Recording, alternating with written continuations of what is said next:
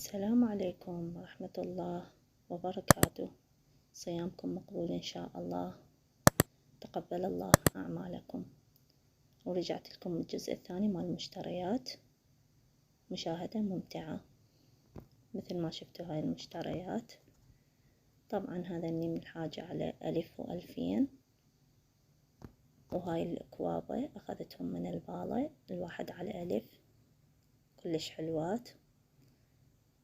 حبيت شكلهم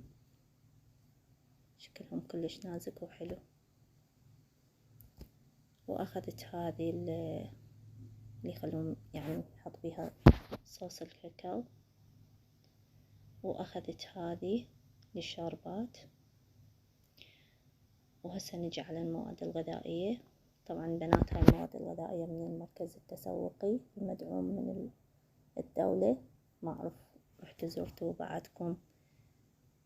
أسعارهم جدا رخيصة، يعني هذا الباكيت مال ماجي وحدة ب1000، وهاي القوطية الوحدة ب750 مال لانشون.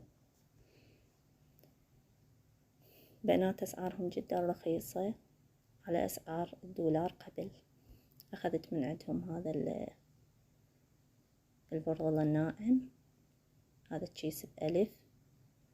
وأخذت هذا البرغل طبخ ويا الشعرية هم الكيس ب1000. وأخذت من عندهم هذا ب4.5 الدايت، تجنن ريحته خفيفة وطيبة.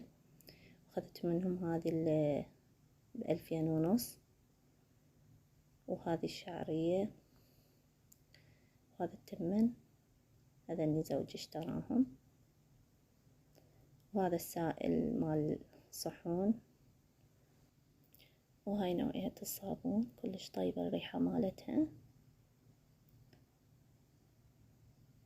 هيجي يكون شكلها. هي بيها ألوان بس هذا اللون الأزرق كلش طيبة ريحته. وهذا دورة دائما استخدمه اني، هم طيبة وخفيفة ريحته. ولهنا لا تنسون اللايك والاشتراك. مع السلامة.